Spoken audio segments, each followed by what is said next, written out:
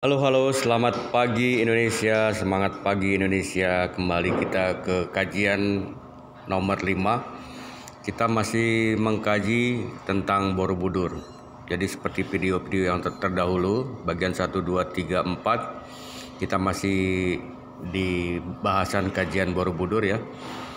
Kita masuk ke Borobudur, jadi saya ulas kembali. Borobudur itu tidak berdasar ajaran dari India ya, tapi ajaran yang tergambar di Borobudur itu sejatinya lah ajaran yang mendasari lahirnya 3 ajaran di India sana.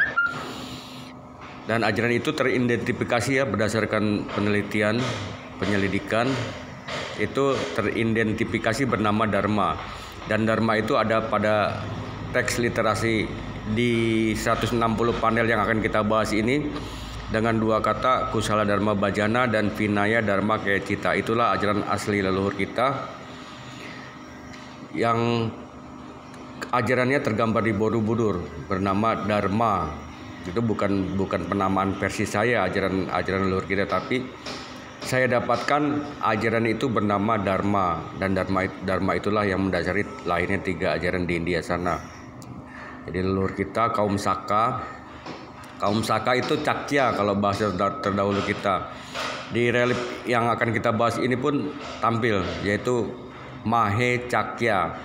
Jadi Mahe itu adalah besar, Mahe itu besar, Cakya itu adalah kaumnya, kaum yang bernama Cakya atau Saka. Karena orang menyebutnya Saka. Kalau di sejarawan Eropa sebutnya Skitya.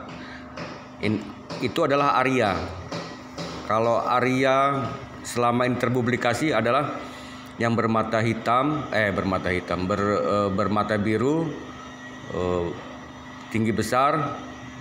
Sebenarnya itu hasil propaganda Hitler yang kemungkinan arogansi bangsa menamakan dirinya adalah Arya, sehingga pada masa Hitler itu dipublikasikan Hitler adalah sejenis dengan bangsa Eropa, tapi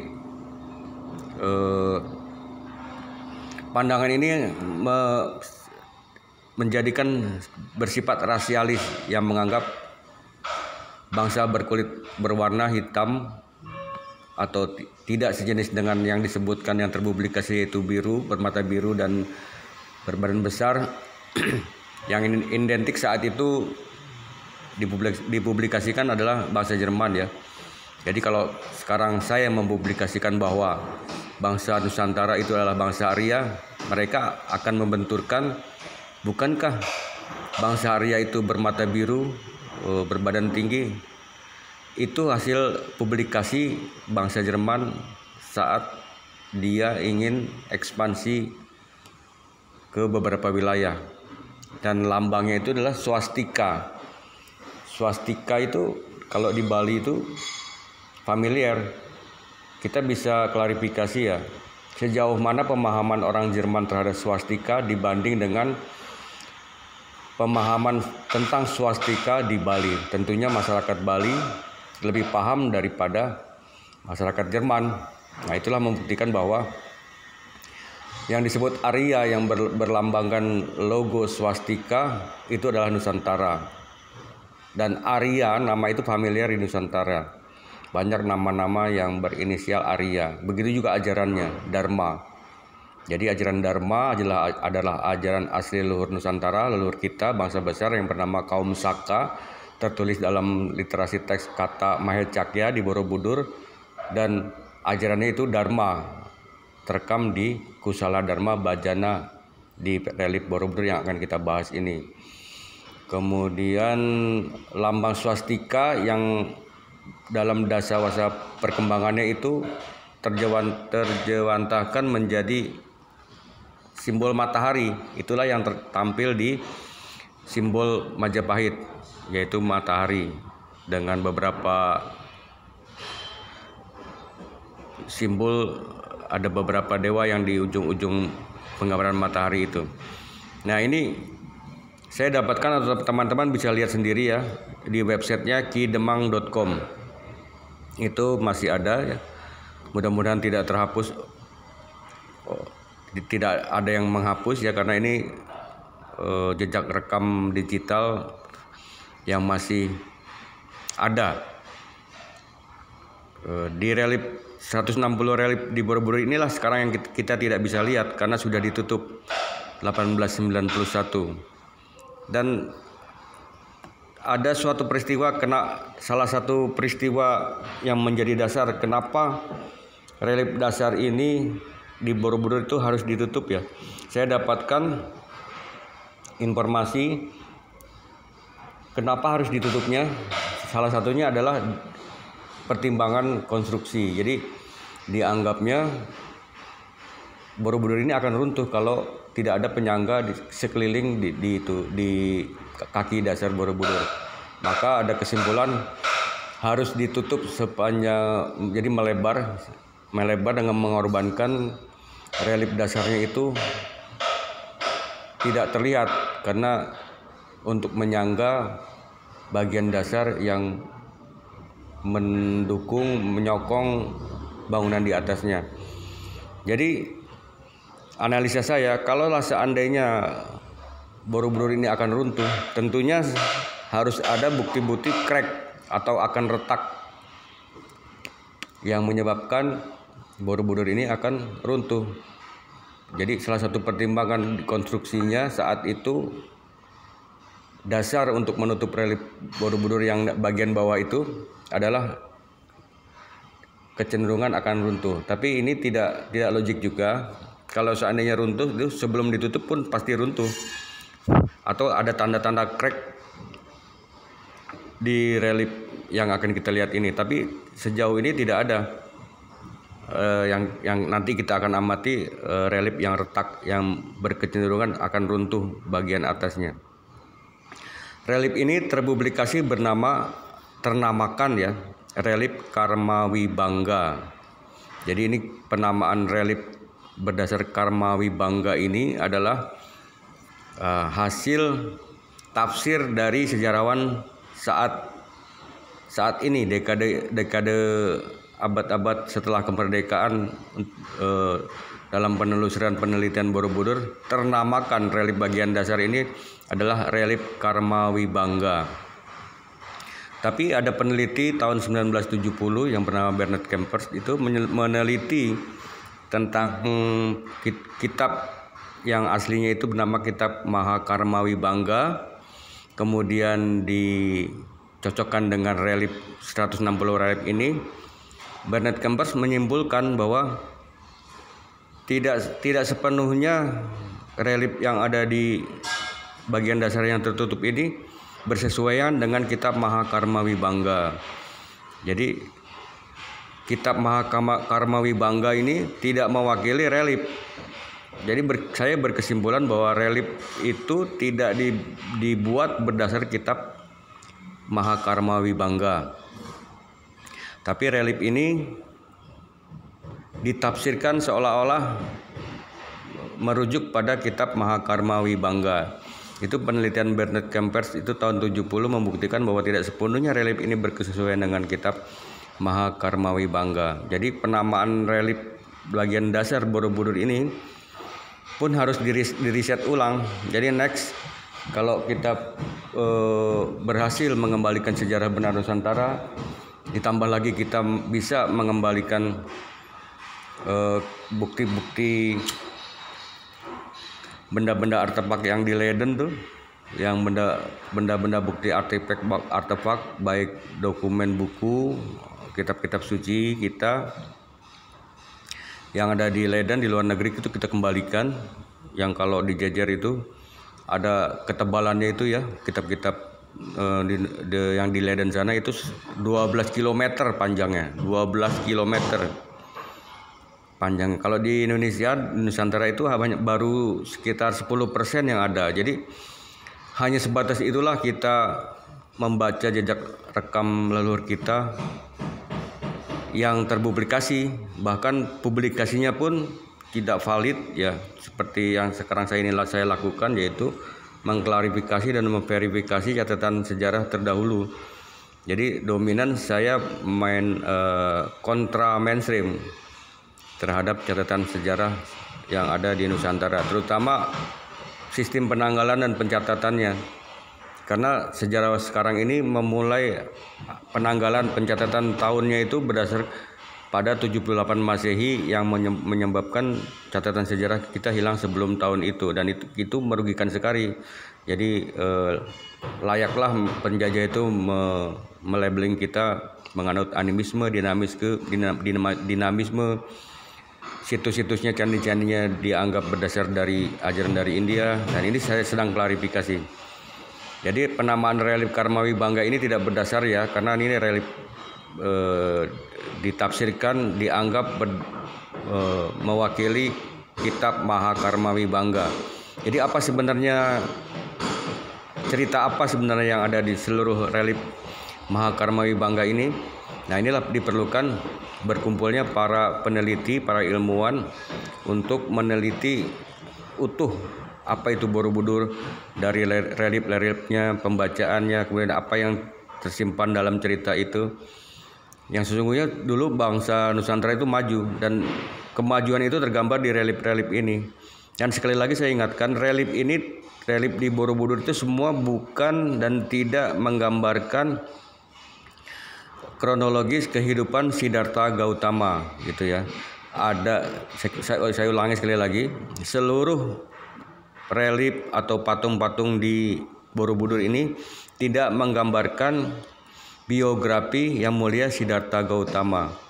Jadi pernah ada bikuni, itu biksu yang perempuan itu, dia ahli ajaran Buddha, meneliti seluruh relief yang ada di Borobudur, dan beliau menyimpulkan biksuni Thailand itu hanya 50% yang berkesesuaian dengan biografi Yang Mulia Siddhartha Gautama. Selebihnya bikuni itu tidak paham. Jadi tafsir yang dianggap selama ini adalah tafsir yang tergambar di relief Borobudur maupun patung-patungnya itu dianggap biografi Yang Mulia Siddhartha Gautama, itu berdasarkan penelitian seorang bikuni Thailand itu, yang perempuan itu, menyimpulkan hanya 50% yang berkesesuaian dengan biografi Yang Mulia Siddhartha Gautama. Selebihnya bikuni itu tidak paham.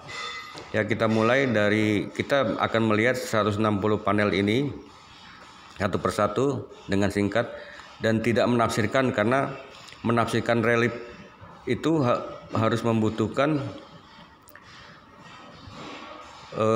keilmuan yang luar biasa.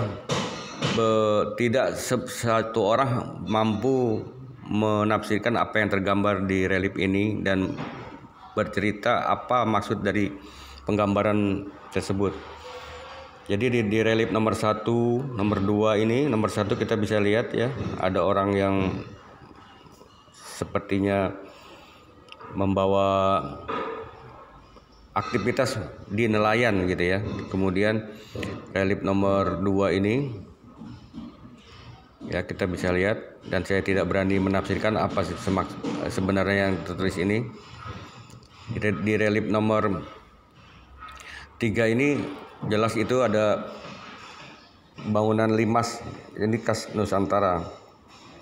Di relief nomor 5 ini seperti visualisasi orang yang menari berperang gitu ya. Kita lanjut ke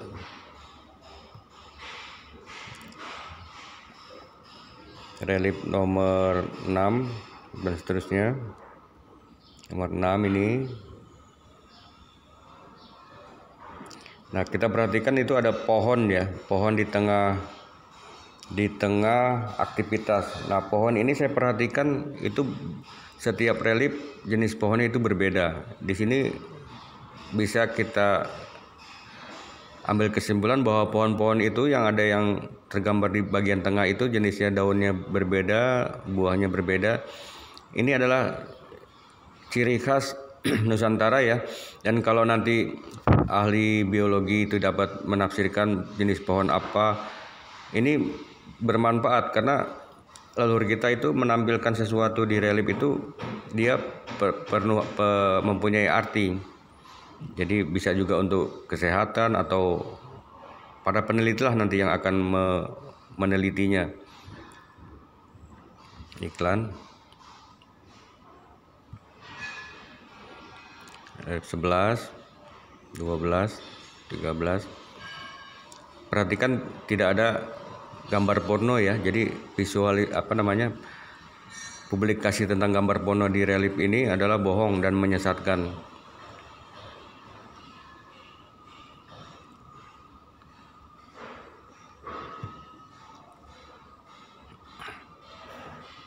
Kita perhatikan satu persatu. Dan ini posenya pose bagus nih ya, kasihan saya pas ambil gambarnya. Nah, ini panel 21. Panel 21 itu tertulis di inskripsinya Virupa. Jadi Virupa 23, 24, 25. Kita bisa lihat, perhatikan. Teman-teman bisa lihat sendiri di situs web Ki Demang. Silakan lihat dan perhatikan satu persatu reliefnya ya. Dan yang jelas tidak ada gambar porno di sini. Jadi publikasi sesat menyesatkan bangsa kalau ada publikasi tentang adegan porno sehingga relief di dasar ini ditutup. Kita bisa perhatikan.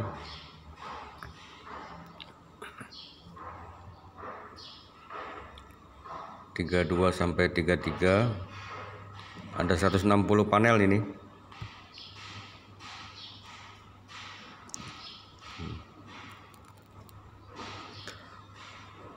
Kita perhatikan bagian tengahnya itu jenis pohonnya beda-beda ya. Ini ahli biologi, orang-orang IPB nih harus menafsirkan jenis pohon apa dan apa maksudnya, kegunaannya nih.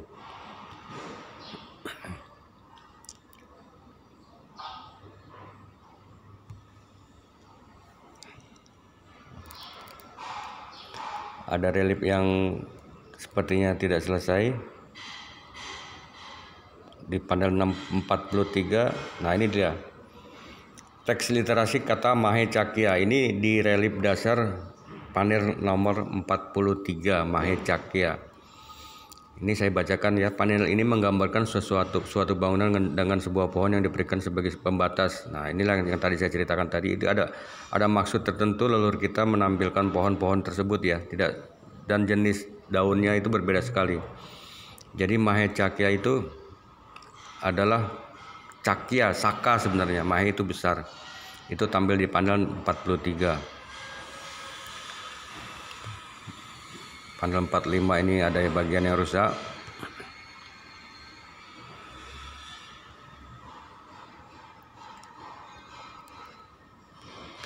Yang 47, 48, 49, 50.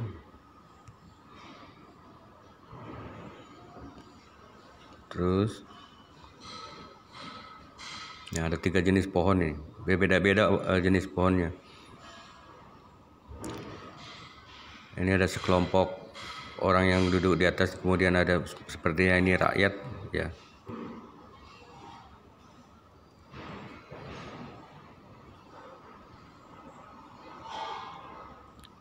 Lanjut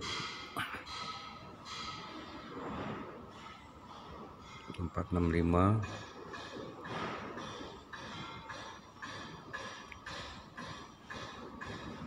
Nah, ini kita lihat ada tanaman bagian tengah dari relief ini sepertinya padi dengan ada tikus di bawahnya, itu mungkin hama itu. Jadi padi itu sudah ada jauh atau di masa Borobudur dibangun.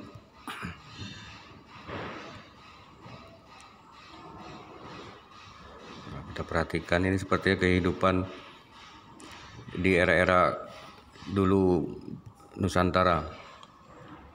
172.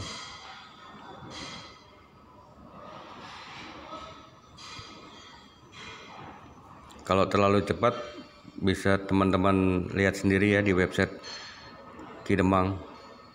Ini saya hanya sepintas.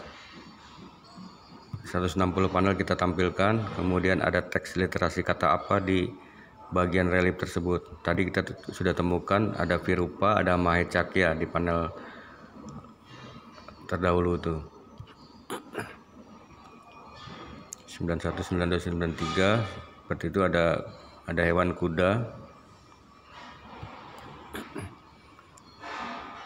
Dan yang lebih menariknya di relief bagian atas ya, bukan di dasar ini, ada tampilan orang yang melayang. Nah, di panel 101 ini kita lihat ya, ada makhluk yang di pohon itu berkepala manusia tapi badannya hewan. Nah, itu ada penjelasannya di video saya, itu makhluk apa sebenarnya. Dan sekarang terpublikasi makhluk itu adalah kinara-kinari, tapi nama sebenarnya kita harus selidiki apa sebenarnya. Dan ada orang yang megang alat musik kecapi sepertinya, dan kecapi ini seperti kecapi ya, saya nggak tahu nama terdahulunya itu apa, adalah musik Nusantara, kecapi. Jadi pernah saya berasumsi Sailendra atau saya pernah berasumsi, berpikiran liar, Daud Sailendra itu adalah orang Nusantara ya. Daud itu saya berpikir sementara itu adalah Sailendra yang mempunyai anak Sulaiman. Nah, Sulaiman itu adalah orang Nusantara. Ini orang duduk bersila, ini prosesi kontemplasi sebenarnya. Topo Broto 106.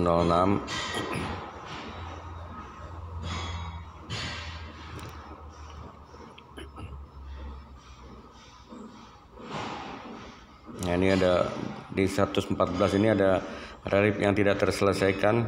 Ini kalau kita kait-kaitkan dengan cerita tentang Sulaiman, ini bisa agak nyambung ya. Jadi saat Sulaiman itu wafat, maka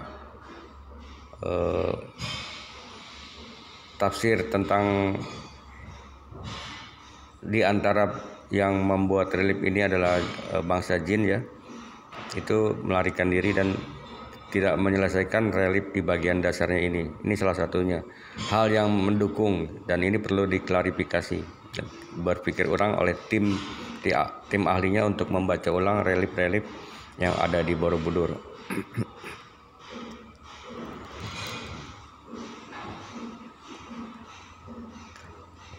Ada bagian yang tidak selesai di 120, dan kalau kita lihat itu ada miniatur rumah, atau itu jelas nama rumah Nusantara itu.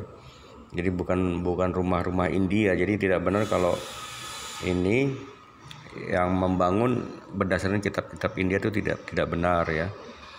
Kalaulah benar orang India yang kesini siapa, kemudian dia menjelaskan kepada siapa, harusnya jelas kapan, siapa, dan namanya. Ini Piasada dan Abidya. Ini kita lihat catatan saya ya, apa itu Piasada dan Abidya. Jadi kata Abidya itu bentukan dari kata A dan Bidya. Dalam gramatika huruf vokal A yang ada di depan dapat menunjukkan dua arti, yaitu arti yang terintegrasi dengan kata atau arti yang berlawanan dari kata dasarnya. Kata A itu ya. Kata Abidya, A, huruf A merupakan kata yang berlawanan dengan kata dasarnya. Dan Bidya, kalau ada Abidya, ada Bidya, A itu merupakan kata yang berlawanan A gitu, yang merupakan bentuk berlawanan dari kata di belakangnya Bidya, yang berarti menyenangkan. Karena itu arti kata Abidya adalah tidak menyenangkan. Ini berdasarkan penelitian Mike Donald ya, tahun 54 di halaman 205. Sedangkan kata Adya berarti Dewi kekuasaan. Misalkan Adya Sakti, itu berarti pertama dalam bahasa Sanskerta. Perlu teman-teman ketahui ya, Sanskerta itu bukan bahasa India ya.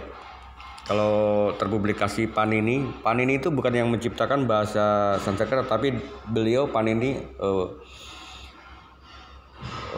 penulis atau ahli tata bahasa Pakistan itu yang mengelompokkan atau membuat rangkuman ensiklopedia tata bahasa Sanskerta. Jadi beliau tidak atau bukan menciptakan bahasa Sanskerta.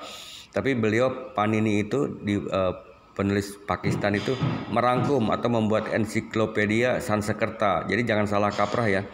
Sanskerta itu bukan bahasa India, tapi bahasa asli Nusantara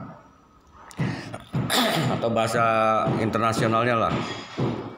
Sedangkan bahasa daerahnya itu masing-masing daerah di Nusantara itu ada. Tapi sebagai bahasa penyambung internet di dunia internasional, leluhur kita yang maju itu memakai bahasa Sanskerta, dan Sanskerta itu bukan bahasa India. Jadi moto-moto Tentara Nasional Indonesia, kepolisian itu memakai bahasa Sanskerta. Dan sekali lagi Sanskerta itu bukan bahasa India. Jadi kalau terpublikasi Panini yang membuat bahasa Sanskerta itu salah. Jadi Panini ini hanya mengumpulkan atau membuat pembagian ketatabahasaan Sanskerta. Beliaulah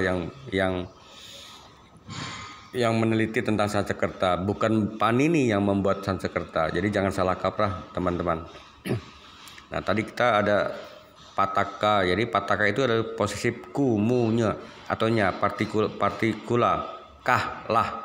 Pataka berarti bendera, lambang, pasukan, panji-panji prajurit mengucapkan sumpah sambil memegang ujung pataka. Piasada merupakan satu kata yang bersifat male normatif yang berarti rintangan atau halangan. Kata itu tidak memiliki deklinasi kasus dalam gramatika Sanskerta. Apabila kedua kata itu kata Sanskerta, seharusnya menjadi abidyah dan piasada hak dengan kasus nominatif singularis. Kata tersebut tidak sesuai gramatika Sanskerta, maka kata itu jelas merupakan kata bahasa setempat. Di sini saya menjelaskan bahwa teks-teks yang di relief yang kita lihat tadi itu bukan bahasa Sanskerta, tapi bahasa sebelum adanya bahasa Sanskerta. Jenis bahasa itu sampai sekarang ilmuwan tentang kebahasaan itu belum bisa mengidentifikasikan itu bahasa apa. Tapi yang jelas adalah bukan bahasa Sanskerta. Jadi inskripsi bertuliskan Mityadarti, dan dalam kaidah budaya Jawa kata itu merupakan bentuk dari kata midya, dan drsti dersti berarti pandangan terhadap dalam kata Jawa terserap ke bahasa Sanskerta. Jadi salah satu subkata bahasa Jawa itu terserap dalam bahasa Sanskerta. Begitu juga banyak bahasa-bahasa daerah yang terserap menjadi bahasa internasional saat itu, yaitu bahasa Sanskerta. Nah, di sini ada seperti saya jelaskan terdahulu tentang teks kata Kusala Dharma Bhajana. Nah, disinilah teridentifikasi ajaran leluhur kita itu bernama Dharma. Jadi Dharma itu, kata-kata Dharma yang saya temukan itu bukan ciptaan atau buatan dari Santosaba. Jadi Kusala Dharma, ajaran asli Nusantara yang teridentifikasi bernama Dharma itu terekam dalam teks literasi kata Kusala Dharma Bhajana di Borobudur ya. Kalau kita bahas kupas satu persatu ya, tiap-tiap katanya sambil teman-teman baca ya. Saya nanti akan jelaskan perlahan-lahan. Kusala diterjemahkan sebagai berarti sehat, damai, sejahtera, tentram.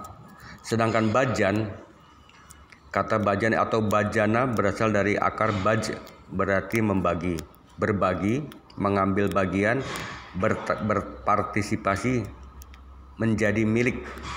Itu sebenarnya itu arti kata per kata dari kata Kusala Dharma Bhajana. Baj berarti membagi, berbagi, mengambil bagian, berpartisipasi, menjadi milik. Sedangkan kata Bhajana berarti keterikatan, pengabdian, kesukaan, penghormatan, iman atau cinta, penyembahan sebagai prinsip spiritual luhur. Bhajana di sini bukan bisa juga terserap menjadi bahasa modern itu Indonesia sekarang ini menjadi bejana. Bejana itu tempat, itu bisa kita identifikasikan seperti itu. Jadi kusala dharma bajana, kusala itu sehat, bajana itu berarti membagi, bajana itu pengabdian, penghormatan, penyembahan sebagai prinsip spiritual luhur. Kusala dharma bajana. Dan sedangkan kata dharma sendiri, kata dharma adalah falsafah asli Nusantara terdahulu. Berdasarkan penelitian sejarah Eropa menyebut dharmik, yaitu pengikutnya yang bernama dharmik, di istilah Eropa sebut dharmik ya. Filosofi dasar utama inilah yang mendasari lahirnya agama di India. Ini peneliti Eropa yang bilang seperti ini ya. Dharmik atau dharma ini yang mendasari lahirnya agama-agama di India. Ini kata sejarawan Eropa ini. Ya, bukan kata Santo Sabah. Ada dua kata dharma, yaitu kata kusala dharma dan vinaya dharma citakya di relief dasar Borobudur itu ya. Ini berarti Borobudur berdasar ajaran asli Nusantara, tidak berdasar seperti yang terpublikasi saat ini, berdasar ajaran yang terlahir di India, dalam hal ini adalah Buddha Gautama. Dharma inilah yang dibawa kaum Saka leluhur kita yang bernama, yang teridentifikasi tergambar di relief ini kaum Saka, yaitu teks kata Mahecakya yang berarti berkuasa besar, atau kaum yang mempunyai kuasa besar. Cakya ini adalah Caka atau Saka, disebut Sekitia oleh sejarawan Eropa. Jadi sudah ada beberapa teks kata yang tergambar di relief Borobudur yang tertutup itu, kita bisa kupas satu persatu.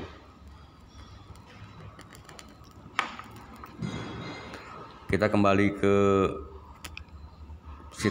websitenya Ki Demang ya, yang menampilkan 160 panel. Di relief panel 121 ini tergambar Piasada dan Abhidya, itu sudah saya jelaskan di atas tadi. Di 122 inilah teks literasi inskripsi Mityadarsti 122. Kemudian di 123 ini kusala yang tadi teman-teman bisa perhatikan saat saya menjelaskannya. Kata kusala di sini kan. Ini kata kusala ini ada dalam satu kesatuan kata utuh, yaitu kusala dharma bajana, dan kata kusala dharma dan bajana itu sudah kita jelaskan. Di relief 124 ini ada Swarna-warna dan Caitya Padana. Kemudian di 125 ini ada Mahojaska Samadana dan Susvara.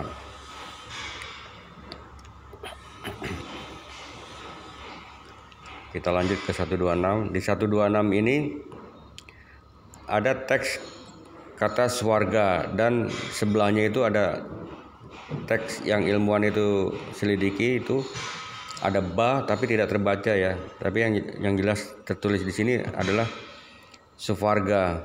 Kalau kita zoom itu dia ada di, nggak kelihatan nih. Nah, di angka yang seperti 55 ini ada teks. Nah, inilah mungkin terbaca oleh ilmuwan itu Swarga. Jadi apa itu Swarga?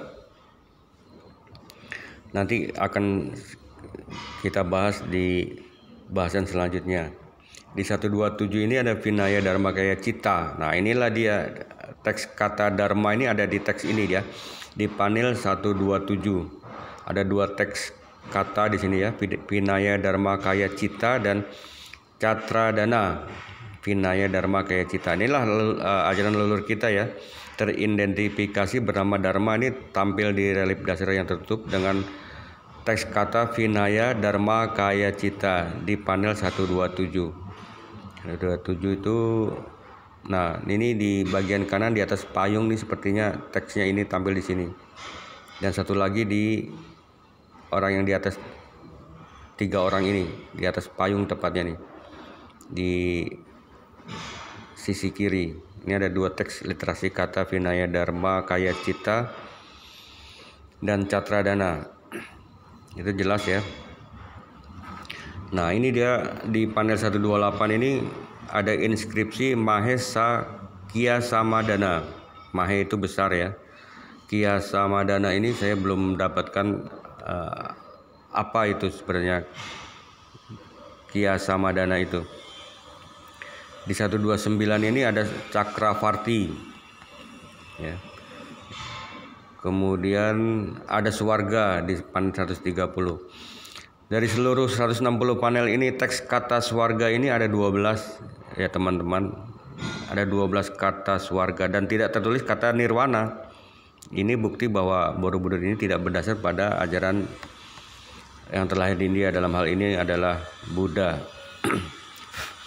Di sini saya tidak sedang di sini saya sedang mengklarifikasi catatan sejarah kita ya, untuk mengembalikan catatan benar Nusantara, untuk menyongsong kemajuan yang akan kita capai dengan membaca jejak rekam sejarah leluhur kita maju terdahulu untuk melompat jauh ke depan, 1000 langkah ke depan. Jadi belajar dari sejarah adalah mundur satu langkah. Kita sekarang ini sedang mundur satu langkah ke belakang untuk membaca jejak rekam maju leluhur kita. Kemudian setelah paham siapa leluhur kita, kita diharuskan melompat 1000 langkah ke depan.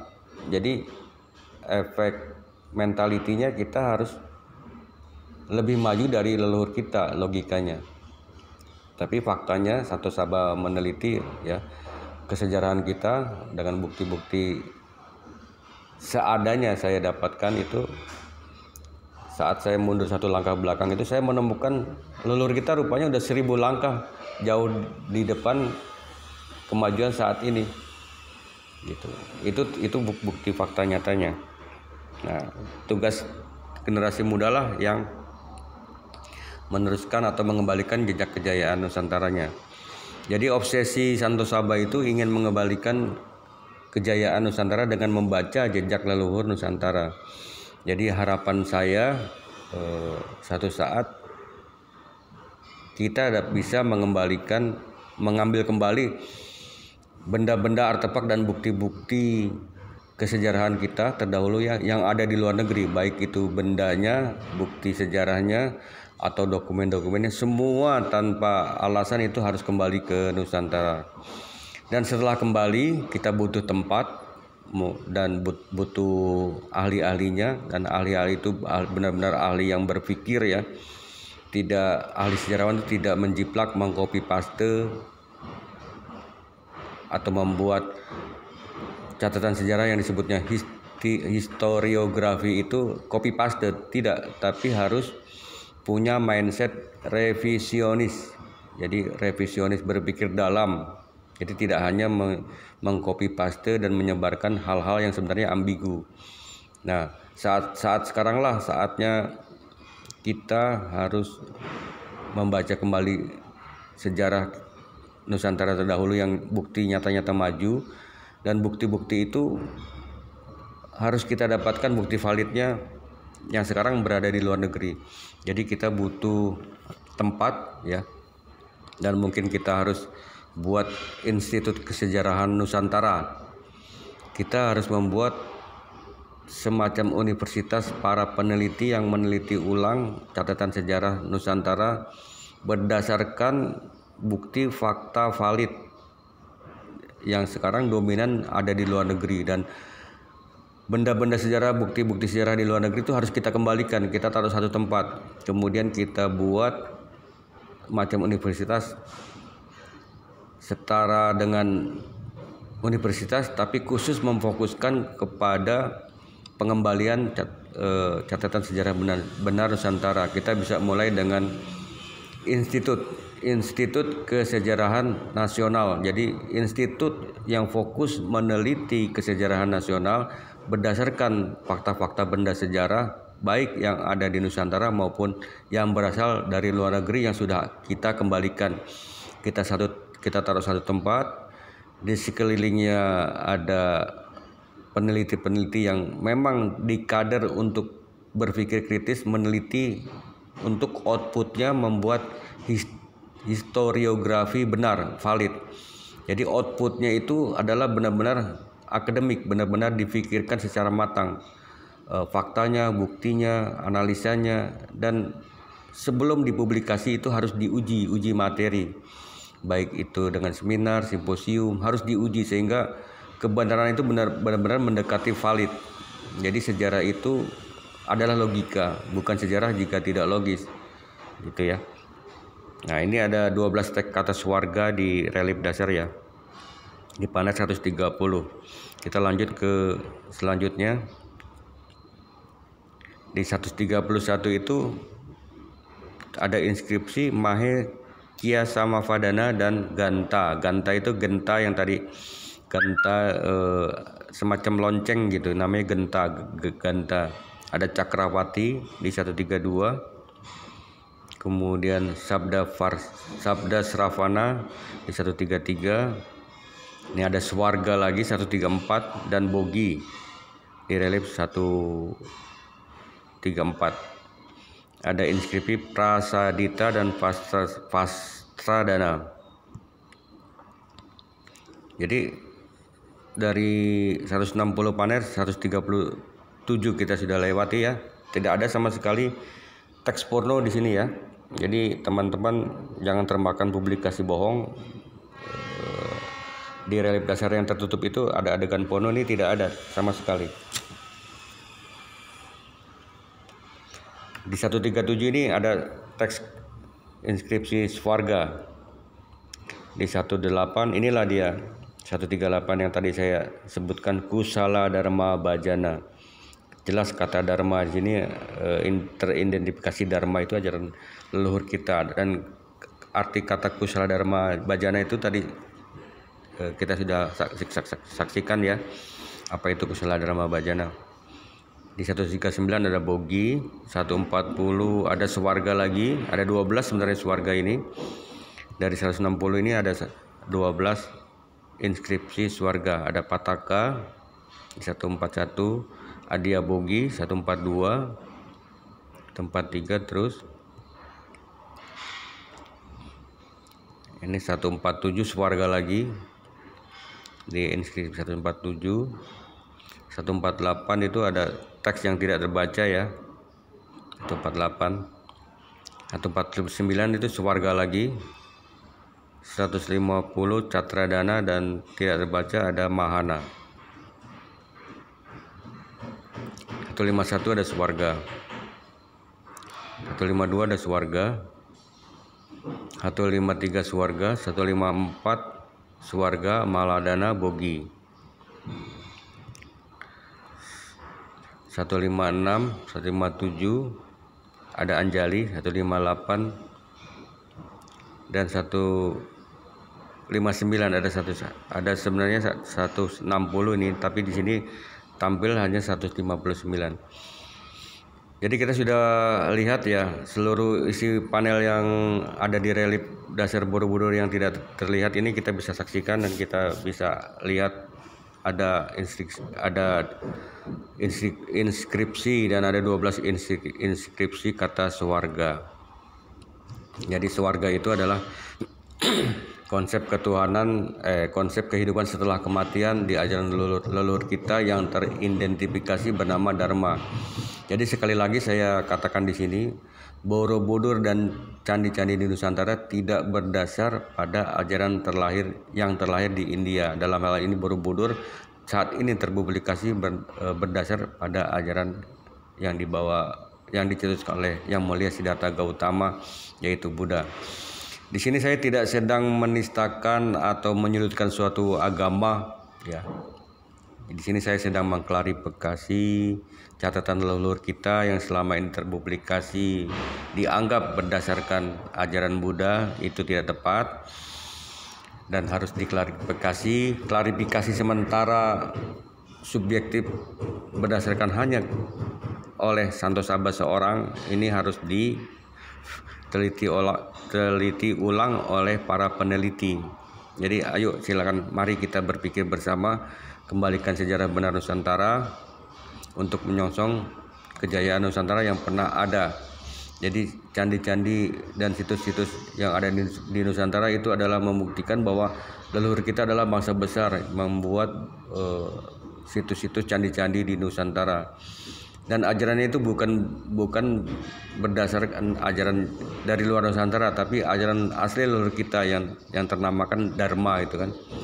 Jadi Dharma itu sebenarnya adalah monoteis, sudah mengakui keesaan satu Tuhan, tidak animisme, tidak dinamisme, dan juga tidak berdasar ajaran India yaitu Buddha dan Hindu. Sini jelas bahwa klarifikasi tentang Buddha yang dianggap berdasar Borobudur yang dianggap berdasar ajaran Buddha itu dapat terbantahkan ya, dari 12 kata swarga, dan kemudian swarga tidak tertulis nirwana, dan kemudian ajarannya itu adalah dharma, ada di 2 inskripsi itu Kusala Dharma Bhajana dan Vinaya Dharma Kaya Cita. Oke, bisa dipahami ya. Tetap semangat mengembalikan catatan benar sejarah Nusantara. Ikuti kajian selanjutnya, Throwback History of Indonesia, kembalinya catatan sejarah benar Nusantara by Santo Sabah. Di bahasan selanjutnya, bahasan ke-7. Terima kasih.